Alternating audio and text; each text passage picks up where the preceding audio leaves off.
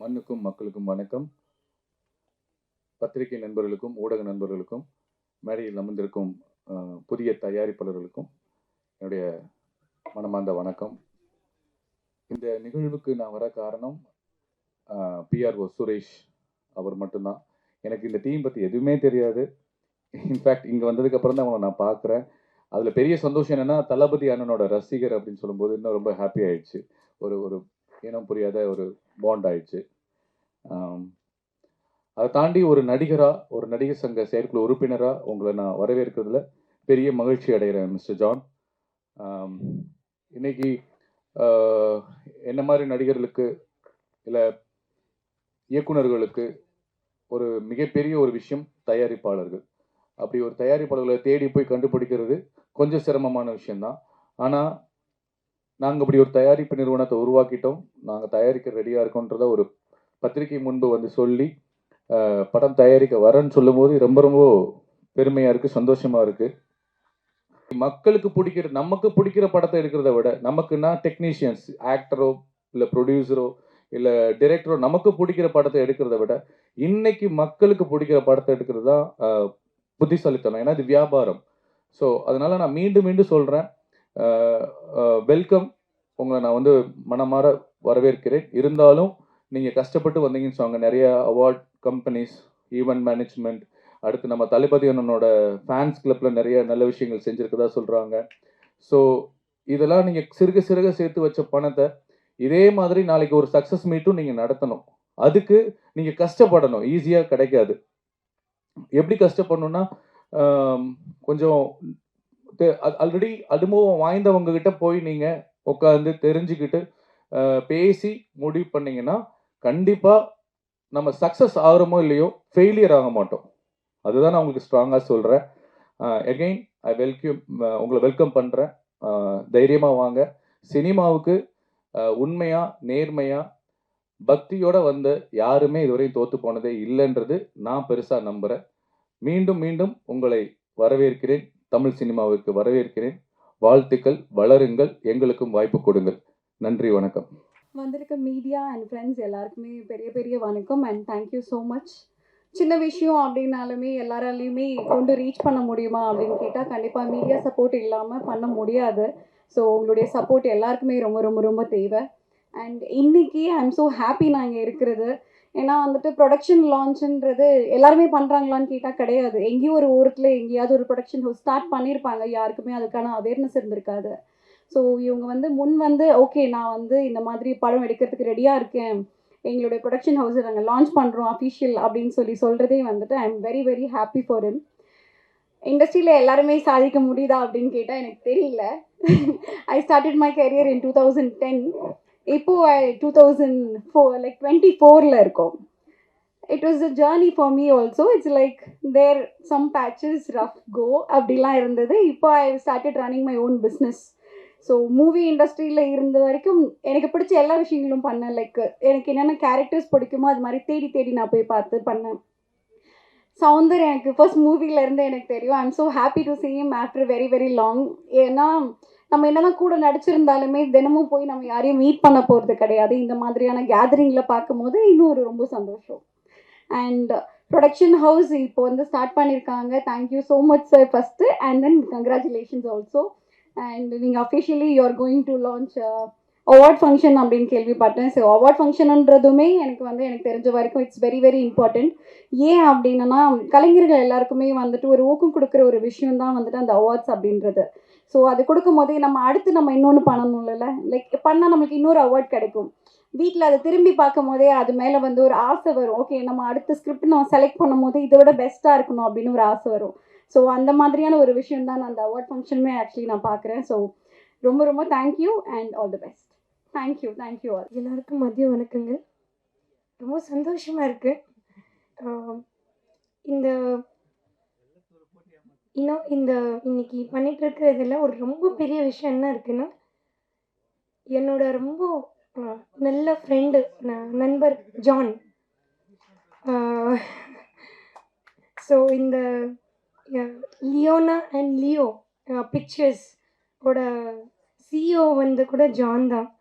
So இது 2 similarities வந்து ரொம்ப இம்பார்ட்டண்ட்.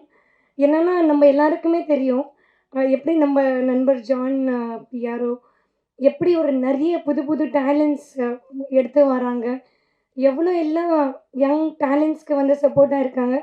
அதோட ஆஹ், அதோட ரொம்ப பெரிய உதாரணம் வந்து இன்னைக்கு நம்மளோட சுரேஷ் சுகு அண்ட் தர்மராஜ் பிஆர்ஓ.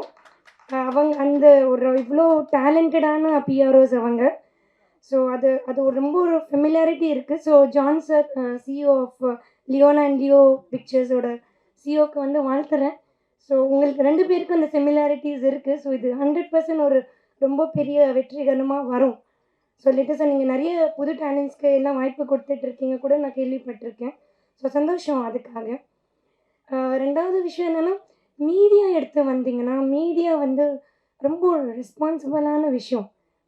ஏன்னா இவங்க வந்து ரொம்ப பியூட்டிஃபுல்லான விஷயம் என்னென்னா, இது வந்து இந்தியா மீடியா ஒர்க்ஸ்ன்னு சொல்லிட்டு லான்ச் பண்ணியிருக்காங்க. இன்றைக்கி நமக்கு தெரியும் இந்தியா ஒரு இவ்வளோ பெரிய பேக் போனாக இருக்கிறதுக்கு வேர்ல்டுக்கு ஒரு பெரிய காரணம் வந்து மீடியா. மீடியா வந்து எவ்வளோ ஒரு இன்ஸ்பைரிங், எவ்வளோ ஒரு மோட்டிவேட்டர், எவ்வளோ எல்லாம் இன்றைக்கி ஒரு ஒரு நாடோட அடுத்த ஃப்யூச்சர் என்ன வரப்போகுது டிசைட் பண்ணுறதே வந்து மீடியா தான். ஸோ அதோட ஒரு ரொம்ப பெரிய உதாரணம் இன்றைக்கி நான் அந்த மேடையில் நிற்கிறதுக்கு ஒரு ரொம்ப பெரிய காரணம் வந்து மீடியா தான். ஏன்னா நான் அப்படி ஒரு ஆர்டிக்கல் அவங்க போடலைன்னா இன்றைக்கி நான் ஒரு இப்படி ஒரு பிளேயர் இந்தியா ரெப்ரசன்ட் பண்ணது வந்து வெளில வந்திருக்காது. எனக்கு ஒரு இந்த மாதிரி வாய்ப்பு இன்னும் நான் வளர்கிறதுக்கு காரணமே வந்து மீடியா தான். இன்னும் சொல்ல போனோன்னா மீடியாவும் மக்களும் தாயும் தகப்பன் போல். மீடியா வந்து ஒரு எப்படி ஒரு தாய் வந்து குழந்தைய வந்து காட்டுதோ உலகத்துக்கு, ஸோ மக்கள் வந்து அவங்களுக்கு தகப்பன் மாதிரி. ஸோ நாங்கள் இன்றைக்கி நிற்கிறதுக்கு காரணமே வந்து மீடியா தான். அதோட முழுக்க முழுக்க காரணம் வந்து மீடியா தான். ஸோ இந்த மீடியா ஹவுஸ் வரும்போது ஒரு பெரிய ரெஸ்பான்சிபிலிட்டி வருது. ஸோ ஜான்சன் நீங்கள் கன்ஃபார்மாக அதை நல்லபடியாக எடுத்து போவீங்கன்னு நம்புகிறோம். ஏன்னா மீடியான்னு ஒரு வார்த்தை இருக்குது அங்கே.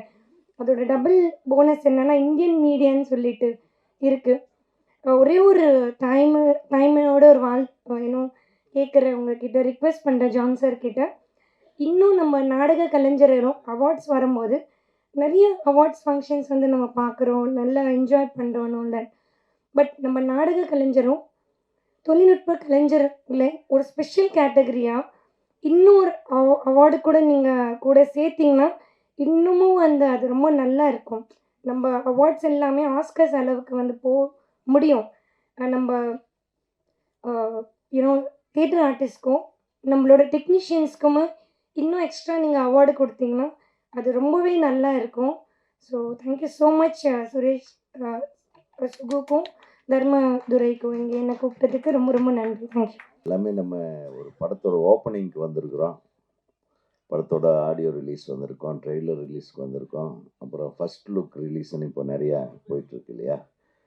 கையில் ஒரு போஸ்டர் கொண்டாந்து கொடுத்துருவாங்க, ஒரு ஃபோட்டோ எடுத்துருவாங்க.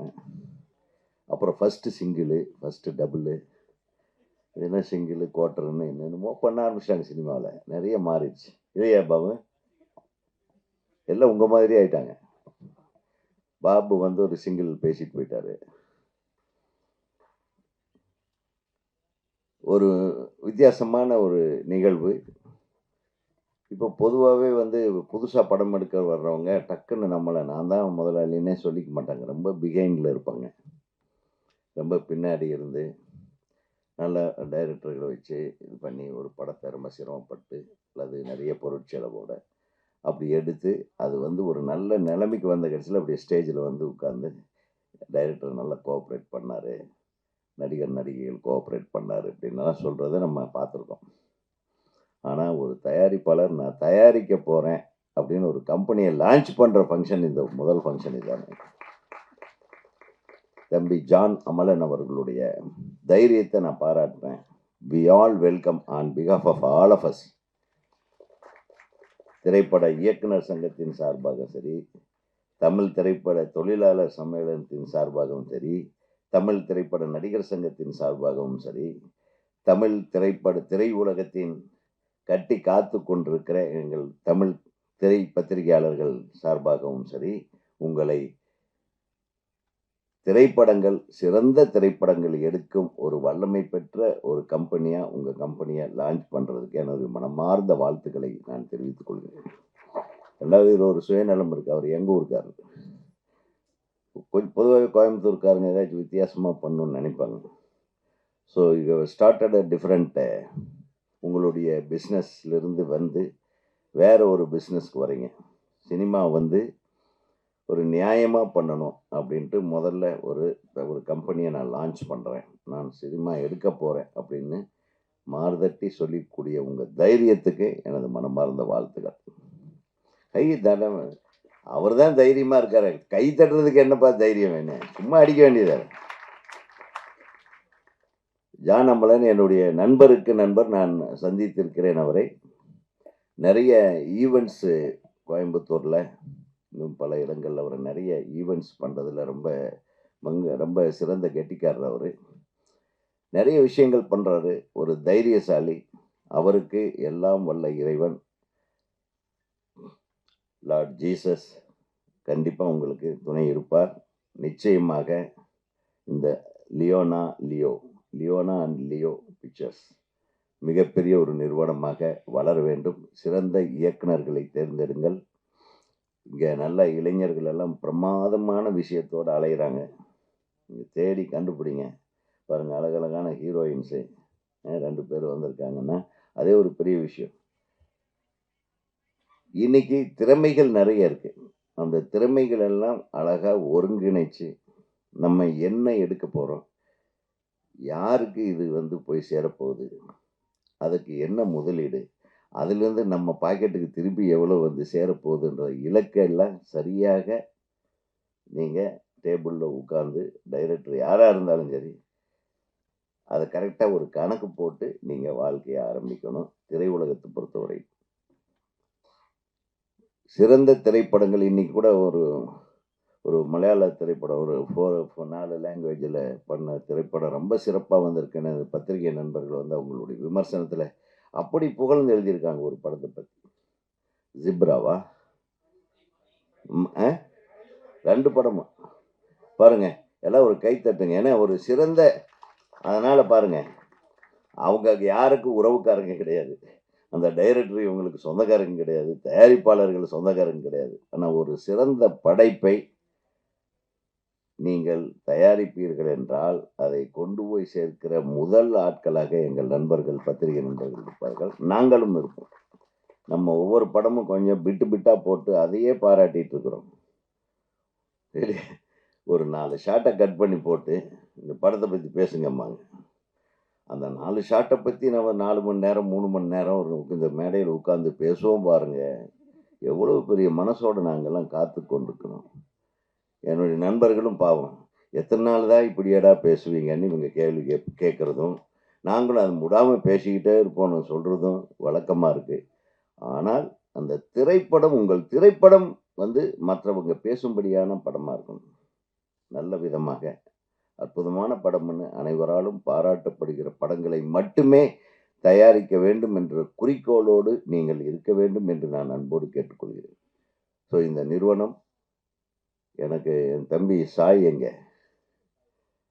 அவர் எங்கே ஆளதான் என்ன இன்னும் பின்னாடியே இருக்கு. அங்கேயும் அப்படிதான் ஜி தொலைக்காட்சியில் இவர் தான் எல்லாமே. ஆளே 4 அழகுராஜா.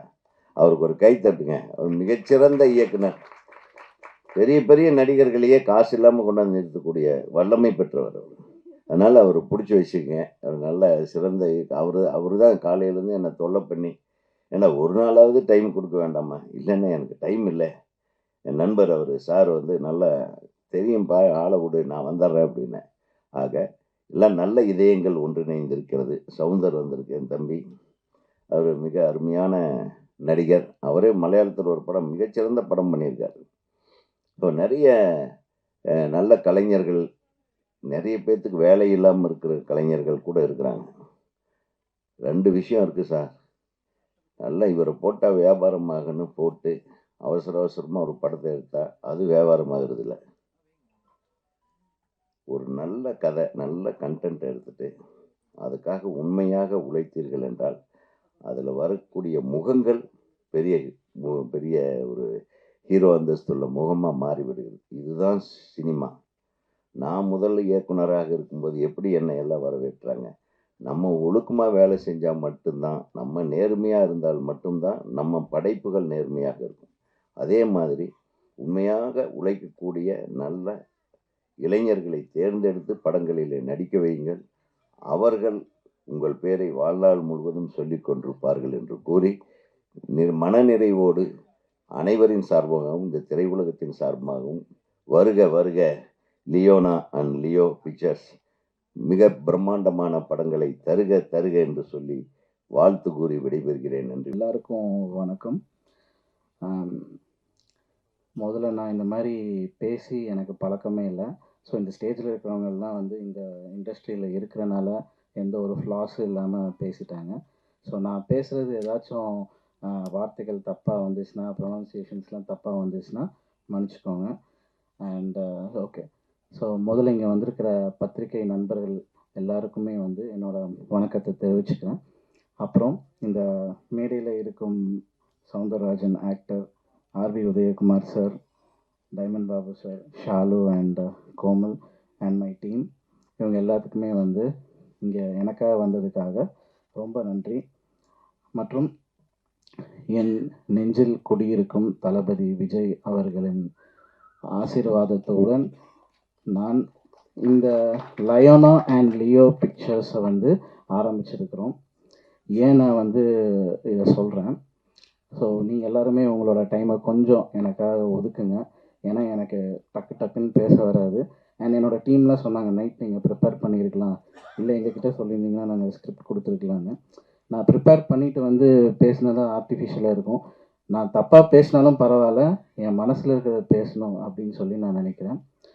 ஸோ ஏன் நான் வந்து விஜய் அண்ணன் அவரோட ஆசீர்வாதத்துடன் இதை ஆரம்பிக்கிறோம் அப்படின்னு சொன்னோன்னா, முதல்ல நான் சின்ன வயசுலேருந்தே வந்து விஜய் ஃபேன்.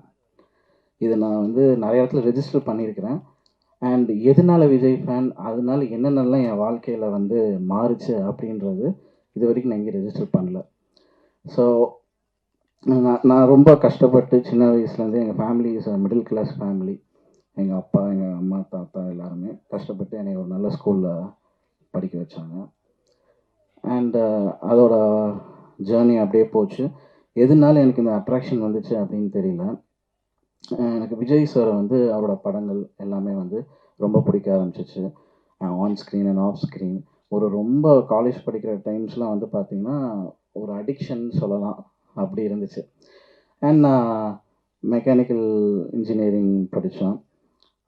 அடுத்த வருஷம் சிவில் இன்ஜினியரிங் ஏன் மெக்கானிக்கல் இன்ஜினியரிங் படிச்சுட்டு அடுத்த வருஷம் சிவில் இன்ஜினியரிங்னா எக்ஸாம் எழுத போல். அன்னைக்கு விஜய் சாரோட ஃபிலிம்னால செமஸ்டர்லாம் விட்டுட்டு என்னோடய லேப் ட்ரெஸ்லாம் போட்டுட்டு எங்கள் வீட்டிலேருந்து வெளியில் வரும்போது வந்தோன்னே அதை ஷர்ட்லாம் கழட்டிட்டு வேறு கலர் ஷர்ட் போட்டு கோயம்புத்தூர் கேஜி தேட்டருக்கு போய் அங்கே வந்து நின்றுவோம் காலையில் ஃபஸ்ட் ஷோ பார்க்குறதுக்கு. ஸோ இந்த மாதிரியான ஒரு ஃபேன். ஸோ நம்ம ஒரு ஃபேனாக இருக்கிறனால என்ன ஆகும், நான் எல்லோரும் என்னை கேட்டாங்க, நீ விஜய்ன்னு சொல்கிற, விஜய் வந்து உனக்கு வந்து இது பண்ணுவாரா அது பண்ணுவாரா, என் ஃபேமிலியில் அது எல்லாருக்குமே கேட்பாங்க. ஸோ அந்த மாதிரி இருக்கும்போது எனக்கு ஒரு தாட் வந்து க்ரியேட் ஆச்சு. ஸோ இப்படிலாம் பேசுகிறாங்க, ஸோ இது மூலிமா நம்ம வந்து ஏதோ ஒன்று பண்ணணும் அப்படின்னு சொன்னனால என்னோடய ஃபீல்ட் அண்ட் கெரியர் வந்து நான் அப்போவே வந்து டிசைட் பண்ணிட்டேன். எங்கள் வீட்டில் என்னை வந்து சிவில் இன்ஜினியரிங் படிக்க வச்சாங்க, மெக்கானிக்கல் இன்ஜினியரிங் படிக்க வச்சாங்க. நானும் வந்து அவங்களுக்காக போனேன், முடித்தேன். ஆனால் என்னோடய ஃபீல்டு வந்து அதெல்லாம் இல்லைன்றது எனக்கு நல்லாவே தெரியும். என்னோடய ஃபீல்டு வந்து வேறு, என்னோடய தாட்ஸ் வேறு அப்படின்னு. ஸோ அந்த டைமில் இருக்கும் போது நான் வந்து டிசைட் பண்ணிட்டேன், நான் வந்து அந்த மீடியா அண்ட் இந்த என்டர்டெயின்மெண்ட் செக்மெண்ட்டில் we have to do something.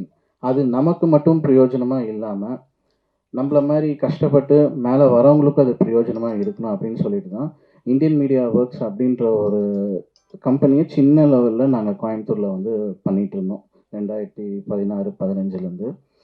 அப்போது எனக்கு ஒரு ஈவெண்ட் எப்படி நடத்தணும், அந்த ஈவெண்ட் நடத்தினா என்ன மைனஸ் இருக்கும், இதெல்லாம் வந்து எனக்கு தெரியாது. ஸோ பிளைண்டாக வந்து நம்பினோம், நிறைய லாஸ் ஆனோம். அப்போது எங்களுக்கு வந்து என்ன சப்போர்ட்டுன்னு பார்த்தீங்கன்னா யங்ஸ்டர்ஸோட சப்போர்ட் வந்து நிறைய இருக்கும். இப்போ மித்தவங்களுக்கு வந்துட்டு ஒரு ஈவெண்ட்டில் ஒர்க் பண்ணுறதுக்கு ஒரு 100 பேர் வேலை செய்கிறாங்கன்னு வைங்களேன், அவங்களுக்கு சேலரி கொடுப்பாங்க. ஆனால் என்னை பொறுத்தளவுக்கு நான் நிறையா ஃப்ரெண்ட்ஷிப்பை பழகி வச்சுருந்தேன், நிறைய பசங்களை பழகி வச்சுருந்தோம். ஸோ அவங்களாம் வந்து எந்த எதிர்பார்ப்பும் இல்லாமல் எனக்காக வந்து ஒர்க் பண்ணுவாங்க. ஸோ அந்த ஒரு ஸ்ட்ரென்த் எங்கிட்ட இருந்துச்சு. நைட்டு 2 மணிக்கு கூட ஒர்க் பண்ணுவாங்க. ஸோ அந்த மாதிரியான உண்மையான யங்ஸ்டர்ஸோட சப்போர்ட்லாம் எனக்கு இருந்துச்சு. ஸோ அப்படியே ட்ராவல் ஆகி நாங்கள் வந்து ஒரு அவார்ட் ஷோ பண்ணணும் அப்படின்னு சொல்லி பிளான் பண்ணோம். ஏன் வந்து ஒரு அவார்ட்ஸ் பண்ணணும் அப்படின்னா, நிறைய இப்போ நான் வந்து சாதிக்கணுன்ட்டு இருக்கிறேன். ஸோ நான் யோசிச்சது வந்து நம்மள மாதிரி நிறைய பேர் சாதிச்சிருக்கிறாங்க, அவங்கள வந்து வெளியில் கொண்டு வரணும் அப்படின்றதுக்காக இந்தியன் அவார்ட்ஸ்ன்னு சொல்லி சின்ன லெவலில் கோயம்புத்தூரில் வந்து ஸ்டார்ட் பண்ணோம். அப்படியே அது கிராஜுவலாக ட்ராவல் ஆக எங்களுக்கு ஒரு எக்ஸ்பீரியன்ஸ். இப்போ சவுந்தர் சார் வந்து சொன்னார், ஒரு படம் பண்ணும்போது பிஸ்னஸ் ரீதியாக வந்து எவ்வளோ நீங்கள் வந்து அனுபவம் வாங்கணும், அட்வைஸ் வாங்கணும் அப்படின்னு சொல்லியிருந்தாரு. அந்த டைமில் அந்த மாதிரி நாங்கள் பண்ணலை. ஸோ இன்றைக்கி அவர் சொன்னது வந்து எனக்கு அங்கே கொண்டு போய் எனக்கு ஸ்ட்ரைக் ஆச்சு, இதை நம்ம அன்னைக்கே பண்ணியிருக்கணும் அப்படின்னு. பட் எங்களுக்கு எக்ஸ்பீரியன்ஸ் இல்லை, கைட் பண்ணுறதுக்கு எதுவும் இல்லை. ஸோ இன்றைக்கி அவர் சொன்ன அந்த ஸ்டேட்மெண்ட்டை வந்து நான் ரொம்ப ஆழமாக என்னோடய மனசில் ஏற்றுக்கிட்டேன். ஸோ ஒரு விஷயம் பண்ணும்போது அனுபவம் வாய்ந்த டைரக்டர்ஸ், இப்போ சார் ஆர்வி உதயகுமார் சார்லாம் வந்து இன்றைக்கி நிறைய ஸ்டார்ஸு, சூப்பர் ஸ்டார்ஸ்லாம் வச்சு அவர் வந்து ஒரு டைரக்ட் பண்ணி is a legendary director no. அந்த மாதிரி ஒரு லெஜெண்டரி டைரக்டர் இன்றைக்கி எங்களை மாதிரி ஒரு பேப்பர் ஸ்டார் மாதிரி ஆட்களுக்காக வந்து அவரோட டைமை ஸ்பெண்ட் பண்ணி இங்கே உட்காந்துருக்கிறாரு. ஸோ கண்டிப்பாக அவரோட கைடன்ஸ் எல்லாமே நாங்கள் வந்து கேட்டு ஒவ்வொரு விஷயமா நாங்கள் வந்து பிளான் பண்ணுவோம் கண்டிப்பாக. And okay, coming back to this, அந்த அந்த சின்னதாக நாங்கள் பண்ணி ஓகே நம்ம ஒரு 2021 சென்னையில் என்ட்ரு ஆகிறோங்க. சென்னையில் என்ட்ரு ஆகும்போது பார்த்திங்கன்னா பயங்கரம் வந்து காம்படிஷன்ஸு, பயங்கரம் பாலிட்டிக்ஸு, யாருமே நம்மளை வந்து மேலே வர விடலை. யாருமே இருந்ததுன்னா Chennai is a place it welcomes every one. But அதுலேயும் சில தடைகள் இருக்கும் இல்லையா, எல்லா பாதையுமே வந்து ரெட் கார்பெட்டில் இருக்காது, முள் செடிகள்லாம் நிறைய இருக்கும். அதில் நடந்து தான் நாங்கள் வந்து இங்கே வந்தோம். அப்போ பார்த்தீங்கன்னா நிறைய பேர் மேலே வர விடலை. நீ என்ன மேலே வர்றது, நாங்கள் ஆல்ரெடி இருக்கிறோம் அப்படின்னு. நான் சொல்கிறது வந்து சினி இல்லை, நான் சினிக்கு இப்போ தான் வரேன், ஃபேஷன் இண்டஸ்ட்ரி, இந்த அவார்ட்ஸ் இண்டஸ்ட்ரி அப்படி. அப்போது அதெல்லாம் நான் வந்து ஃபேஸ் பண்ணிவிட்டு அந்த ஸ்ட்ரகிள்லாம் இது பண்ணி அப்போ நான் ஒரு டிசைட் பண்ணேன், ஓகே நம்மள மாதிரி நிறைய பேர் இங்கே வந்து சார் சொன்னார் நிறைய இளைஞர்கள் வந்து நிறைய விஷயங்களை வச்சுட்ருக்குறாங்கன்னு. அப்போ அந்த மாதிரி இளைஞர்களுக்கெலாம் நம்ம கை கொடுக்கணும் அப்படின்னு சொல்லிட்டு அந்த டைமில் எங்கள் கூட உதவி பண்ண அத்தனை பேருக்கும் நாங்கள் வந்து இது பண்ணோம். நாங்கள் ஒரு ஈவெண்ட் பண்ணால் அந்த ஒரு ஈவெண்ட்டில் பிரித்து நிறைய ஈவெண்ட் கம்பெனிஸ்க்கு வந்து ஒர்க் கொடுப்போம். ஏன்னா எல்லோரும் வந்து இது பண்ண அந்த ஒர்க்கை நாங்களே பண்ணலாம். பட் இருந்தாலும் we wanted to expand the business and profits for all the families இந்த ஈவெண்ட் இண்டஸ்ட்ரியில். ஸோ அந்த மாதிரி நாங்கள் ஸ்ட்ராட்டஜியில் பண்ணோம். அண்ட்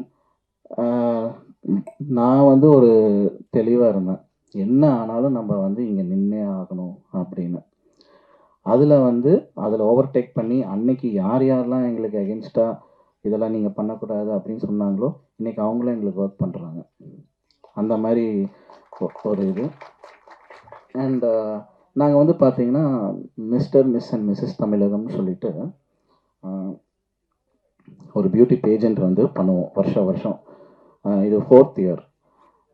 ஸோ அதெல்லாம் பண்ணிகிட்டு இருக்கும்போது சரி இங்கே நிறைய இருக்குது, நம்ம தமிழோட பெருமையை வந்து வெளியில் கொண்டு போகணும் அப்படின்னு நான் வந்து யோசித்தேன். அப்போ பார்த்திங்கன்னா கலைஞரோட 100வது பிறந்தநாளை முன்னிட்டு நாங்கள் வந்து என்ன பண்ணோம், சரி இதை கோவாவில் செலிப்ரேட் பண்ணணும் அப்படின்னு நான் ஒரு பிளான் போட்டு நல்லா ஒரு ஆர்கனைஸ்லாம் பண்ணி வச்சோம். அப்போ பார்த்திங்கன்னா ஒரு பொலிட்டிக்கல் ப்ராப்ளம் என்னென்னு பார்த்தீங்கன்னா நார்த் இந்தியா தமிழ்நாடுக்கு இல்லை ஒரு பொலிட்டிக்கல் ப்ராப்ளம் நடந்துச்சு. அப்போ எப்படி நம்ம போய் பண்ணுறது அப்படின்னு சொல்லி ஒரு இது இருந்தாலும் பரவாயில்ல போவோம் அப்படின்னு நான் தனியாக ஒரு 4-5 பேர் மட்டும்தான் ஆர்கனைசிங் டீம்லேருந்து கோவாவில் போய் ஒரு 20 days இருந்து அந்த ஷோவை பிளான் பண்ணோம். அண்டு அங்கே பார்த்தீங்கன்னா நம்ம தமிழ்நாட்டிலே நம்மளை வந்து மேலே வர விடாமல் பண்ண ஒரு காலங்களில் இருக்கும்போது அங்கே அதுக்கு மேலே யாருமே எங்களை வந்து சப்போர்ட் பண்ணவே இல்லை. இப்போ நான் வந்து ஒரு ஷிப்பை புக் பண்ணேன். அதோட இன்வெஸ்ட்மெண்ட் என்னென்னு உங்களுக்கு தெரியும். அப்போ அந்த ஷிப்பை புக் பண்ணிவிட்டு நான் வரேன், அடுத்த 2 நாள் அந்த ஷிப்லேருந்து எனக்கு கால், சாரி சார், எங்களுக்கு வந்துட்டு வேறு ஒரு கமிட்மெண்ட் இருக்குது, நாங்கள் உங்களோடது வந்து பண்ண முடியாது. என்னையை நம்பி நிறைய கண்டஸ்டன்ஸ் எல்லாமே ட்ரெயின் டிக்கெட்ஸ், ஃப்ளைட் டிக்கெட்ஸ், அவங்க ஃபேமிலி எல்லாமே வந்து புக் பண்ணி வர ஆரம்பிச்சிட்டாங்க அந்த ஷோவுக்கு. ஸோ அங்கே இருக்கிற அந்த லோக்கலில் அந்த பெரிய ஆட்கள்லாம் இருப்பாங்கள்ல அந்த ஈவெண்ட் இண்டஸ்ட்ரியில், அவங்களாம் வந்து நம்மளை உள்ளே விட்றதுக்கு அவ்வளோ யோசித்து பயங்கர இது. அப்புறம் என்ன நடந்தாலும் எனக்கு வந்துட்டு பார்த்திங்கன்னா, நான் ஒரு விஷயத்தில் நம்புவேன், நான் உண்மையாக இருக்கிறேன், நான் நேர்மையாக பண்ணணும்னு நினைக்கிறேன். அது சென்னையோ கோவாவோ இல்லை லண்டனோ எங்கே இருந்தாலும் நான் உண்மையாக இருந்தால் ஏதோ ஒரு மிராக்கிள் நடக்கும், மேலே இருக்கிறவன் பார்த்துக்குவான்னு சொல்லிட்டு நான் நம்பினேன். ஸோ அப்படி ஒரு டைமில் எனக்கு ஒரு கனெக்ட் கிடச்சிச்சு. அந்த கனெக்ட் வந்து ஒரு டெல்லியில் ஒரு கனெக்ட் கிடச்சிச்சு. அவங்கக்கிட்ட பேசணும். எந்த ஷிப்லேருந்து என்னை ஃபோன் பண்ணி நீங்கள் பண்ணக்கூடாதுன்னு சொன்னாங்களோ அதே ஷிப்லேருந்து என்னை கூப்பிட்டாங்க. அண்ட் எந்த பர்சன் வந்து எங்களுக்கு வந்துட்டு நீங்கள் பண்ணக்கூடாதோ அப்படின்னு சொன்னாங்களோ அந்த பர்சனே அன்றைக்கி வந்து ஷிப்பில் வந்து எங்களுக்காக வந்து ஆர்கனைஸ் பண்ணி கோஆர்டினேட் பண்ணாங்க. அண்ட் அங்கே இருக்கிற பொலிட்டிக்கல் பீப்புள் வந்து எல்லோரும் வந்து எனக்கு சப்போர்ட் பண்ண ஆரம்பித்தாங்க. ஸோ இதை நான் ஏன் வந்து இதை சொல்கிறேன்னா, இப்போது டைரக்டர் சார் வந்து சொன்னார், ஆல்மைட்டி லார்ட் ஜீசஸ்னால உங்களுக்கு எல்லாமே நல்லபடியாக நடக்குங்க. ஸோ அதை நான் லைஃப்பில் நிறைய இடத்துல உணர்ந்துருக்கிறேன். ஸோ அந்த மாதிரி ஸ்ட்ரகிளில் நான் வந்து முடிவு பண்ண ஒரே ஒரு விஷயந்தான், நான் எங்கே போனாலும் நம்ம வந்து பின்வாங்க மாட்டேன். நம்ம வந்து நமக்காக நிறைய பேர் இருக்கிறாங்க. இந்த இப்போ நாங்கள் ப்ரொடக்ஷன் ஹவுஸ் ஸ்டார்ட் பண்ணுறதே வந்து பார்த்திங்கன்னா, என் கூட சின்ன வயசுலேருந்து ட்ராவல் பண்ணுறவங்க நிறைய பீப்புள் இருக்கிறாங்க டேலண்ட்டோட. ஸோ அவங்களுக்கெல்லாம் ஒரு ஃப்யூச்சர் கொடுக்கணும், அண்ட் அவங்கள மாதிரி நிறைய கலைஞர்கள் இருக்கிறாங்க அப்படின்னு. நீங்கள் உங்களோட டைம் எல்லாமே இங்கே வந்து கொடுத்து எனக்காக வந்ததுக்காக ரொம்ப நன்றி. கண்டிப்பாக உங்களை, நம்ம மக்களை, நம்ம தமிழ்நாட்டை பெருமையாக்குற மாதிரி ஆன விஷயங்களில் மட்டும் நாங்கள் ஈடுபட்டு செயல்படுவோம். ரொம்ப நன்றி. Thank you every one. அகெயின் இந்த ஸ்டேஜில் எங்களுக்காக டைம் ஸ்பெண்ட் பண்ணி வந்திருக்கிற அனைத்து கலைஞர்களுக்கும் என்னோட மனமார்ந்த நன்றியை நான் தெரிவிச்சுக்கிறேன். தேங்க்யூ.